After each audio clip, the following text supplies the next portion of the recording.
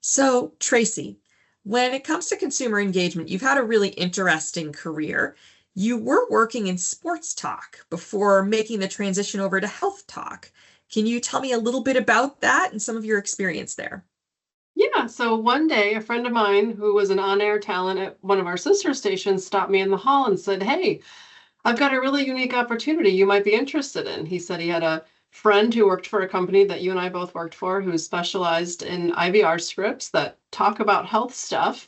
And he thought I'd be a really good fit to help with the writing side of that. So he introduced us.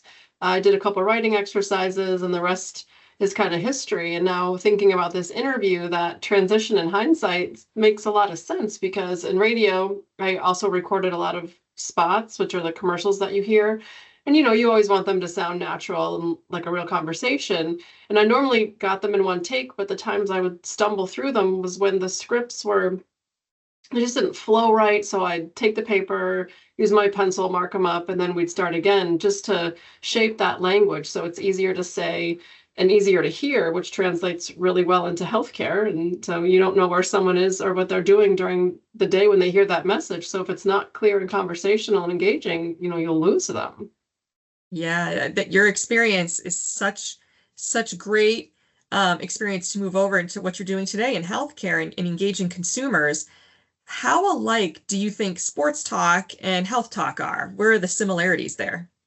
I mean, believe it or not, they're more alike than you might think. In sports radio, my job wasn't just sharing stats and scores, it was keeping people tuned in with compelling bits or smart humor, emotionally resonant stories that often really had very little to do with sports. I did spend a lot of time researching storylines and, reading the proverbial room. And so it was a kind of a mix of knowledge and intuition, knowing that knowing what would make someone lean in and stay with us through a 5-minute commercial break, which is a long time, but that's how your ratings were. That's how your success was measured, by who stuck around.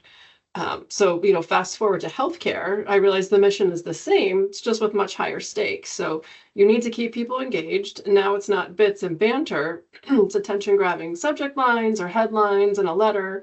And we still, we can infuse some humor from time to time. A witty PS in a colon cancer fit kit return letter, for example, led to a surprisingly high engagement rate. So just like sports, healthcare is emotional. People feel overwhelmed with the system. People feel overwhelmed in life. And so our job is to really help them feel informed, supported, and empowered to make the best decisions for themselves. Yeah, I love that example of getting people to stick around through the commercial break. And it's really similar to sustained engagement in healthcare and getting people to remain engaged, which is great. So, when you're thinking about when you sat down to prep for a radio show, how similar or different is it compared to your approach now when you're prepping to do some healthcare consumer writing? Or in other words, how do you get into the right mindset? In both cases, both radio and healthcare, I always started my conversation with the same question. Who is my audience? So I think to myself, am I going to write for someone who's like my mom, my neighbor, my brother?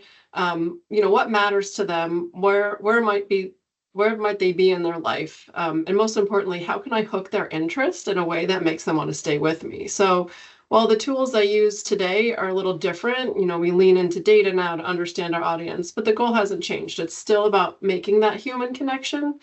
And in radio, that connection was a little more personal because you were with people throughout their day in their car, at work, on a run. And when they called in, you actually, engaged with them and you started to feel like friends with like you were friends, the regular callers that would call in, you kind of share things about yourself and that you become part of their day, they become part of yours. And I spent 15 years in that space.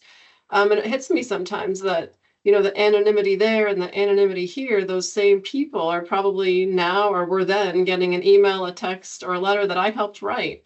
Um, One anecdote is I remember we talk a lot about meeting people where they are, how important that is, and not just in healthcare, but in life. And during when 9/11 happened, we barely talked about sports. People would call in and talk about how they were feeling, and we had to meet them where they were because that's what kept the shows going.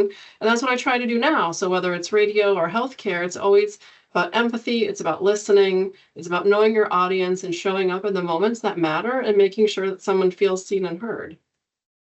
That's such a great example. And empathy is so important. We hear it time and time again. So do you miss writing for radio? Yes and no. There's definitely pressure in radio, putting together your best 3 or 4 hour show with a team.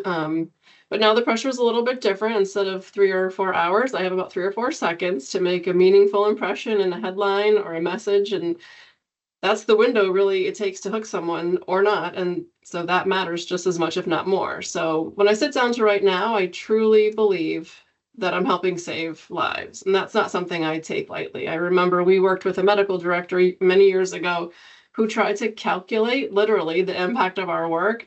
And somehow she came up to an estimate that a year's worth of campaigns saved around 55 lives. And that to me at the time, that number really stuck with me. And now I've been doing this for 16 years, and that's over 1,000 lives. And that's why I keep really showing up and doing what I do. That's great to be able to quantify it like that. And it's so important, the work that you're doing. So I love that. Um, my last question then. So what's the biggest lesson that you think you've learned from sports radio that you apply in your role today? I think it's a couple of things. You definitely grow thick skin on criticism. So when people criticize my writing sometimes and have to defend it, I think that that goes a long way. But I also think that timing and storytelling are two really important things that go hand in hand. In radio, it's all about knowing when to jump in, how to keep the story moving. That makes people lean in, and those same skills, transfer into healthcare communication. You have to know when and how to capture someone's attention, especially when you only have a few seconds. And then once you have it, you have to keep it. So using that clear, human, relevant storytelling, whether you're breaking down a play-up series, explaining why a medicine's changing or why they might need a preventive care screening, it goes back to meeting people where they are and making the message matter and helping them stay tuned. That's great, Tracy. Thank you so much for sharing your information about some of your expertise and your background. It's excellent, and we appreciate it. Thank It you. was fun. Thanks for asking.